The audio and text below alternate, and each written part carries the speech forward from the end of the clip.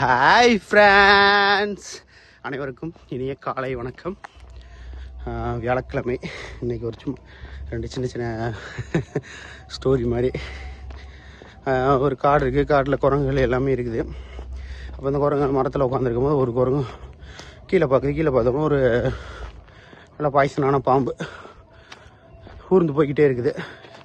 இந்த குரங்கு தான் சும்மா இருக்காது, ஏதாவது சட்டைகள் செய்யும்ல. அந்த குரங்கு போய் அந்த பாம்பை பிடிச்சி தூக்கணும்னே அது வந்து திரும்பி கொத்துறதுக்கு தயாராகிடுச்சு. விட்டால் கொத்திடுங்கிற சூழ்நிலையில் அந்த பாம்பை கையில் பிடிச்சிருக்கு. அப்போ கூட இருக்க மற்ற குரங்குகள்லாம் பார்த்துட்டு, ஐயோ பாம்பு விட்டால் கொத்திடும், இந்த மாதிரி சூழ்நிலையாக இருக்குது, இப்போ என்ன செய்ய போகிறோம், இது உனக்கு தேவையா அப்படி இப்படின்னு சொல்கிறாங்க. எதுவுமே மற்ற குரங்கு வந்து அந்த குரங்குக்கு உதவி பண்ணுறதுக்கு தயாராக இல்லை. இது வந்து பயத்திலே உட்காந்துருக்கு, விட்டால் கொத்திடுமே, சோழி முடிஞ்சிருமே அப்படின்னு சொல்லிட்டு. அப்போ பார்த்தீங்கன்னா அந்த பக்கத்து ஒரு துறவி வராப்புல.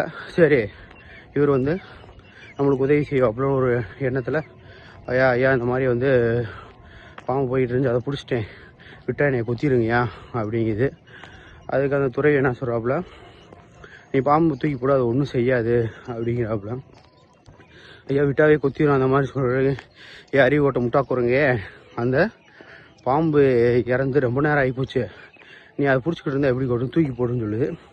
தூக்கி போட்டு அது சூழ்நிலை தெரியாமல் இருந்துருச்சு. சரி, தூக்கி போட்டோம்னே அதை அவருக்கு நன்றி சொல்லிட்டு என்னை காப்பாற்றிட்டீங்கன்னு சொல்லிட்டு போயிடுச்சு துறவிக்கு. இந்த இதில் என்னென்னா, அந்த செத்த பாம்பு மாதிரி தான் நம்மளும் வந்து ஒரு மனக்கவலைங்கிற ஒரு இதை வந்து பிடிச்சிக்கிட்டு தொங்கிக்கிட்டே இருக்கோம்.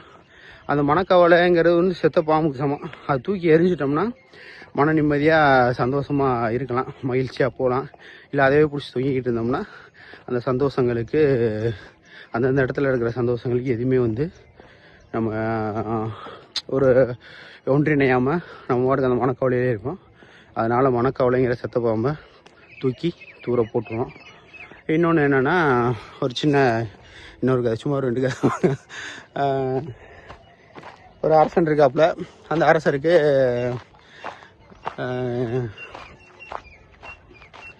கண் பார்வை போயிடுச்சுன்னா அதுக்கு ஒரு மூலிகை எடுத்துகிட்டு வந்தால் தான் காப்பாற்ற முடியும். நம்ம பழைய படங்களில் பார்க்குற மாதிரி தான்.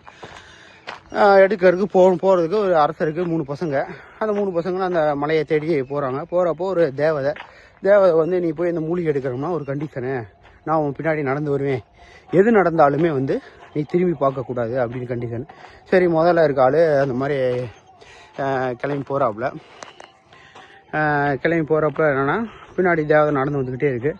இந்த கொலு சத்தம்லாம் கேட்கும் இல்லையா, அதெல்லாம் கேட்டு நடந்து வந்துக்கிட்டே இருக்கும்போது நம்மளால் திரும்பி பார்க்காம வரோம். திடீர்னு அந்த கொலு சத்தம் நம்ம டக்குன்னு திரும்பி பார்க்குறாப்புல, என்னடா சத்தம் வரலையே அப்படின்னு சொல்லிட்டு கண்டிஷனை மீறிறாப்புல, அப்படியே சிலையாயிடுறாப்புல. 2வது பையன் போகிறாப்புல. 2வது பையன் இந்த மாதிரி கண்டிஷன்லாம் கேட்டு பாதி தூரத்தை எங்கிட்டுமே திரும்பி பார்க்காம நடந்து போயிட்டாப்புல.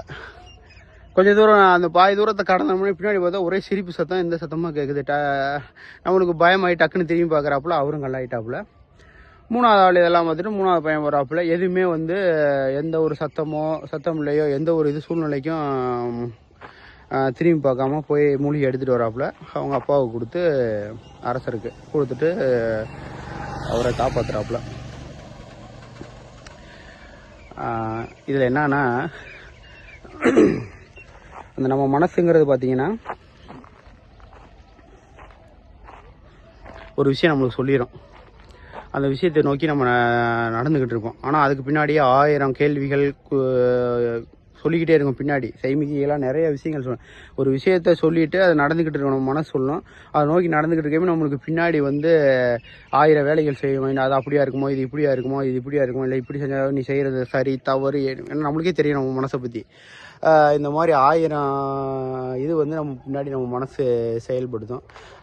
அது மாதிரி மனசு சொல்கிறத கேட்கலாம். மனசு சொல்கிறதெல்லாம் கேட்டோம்னா அந்த மாதிரி சூழ்நிலை ஆயிரும். அதுக்காக தான் இந்த ஸ்டோரி. அதனால் மனசை சந்தோஷமாகவும் வச்சுக்குவோம், அதுக்கு உண்டான மனக்கவலையை தூக்கி எறிஞ்சிருவோம்.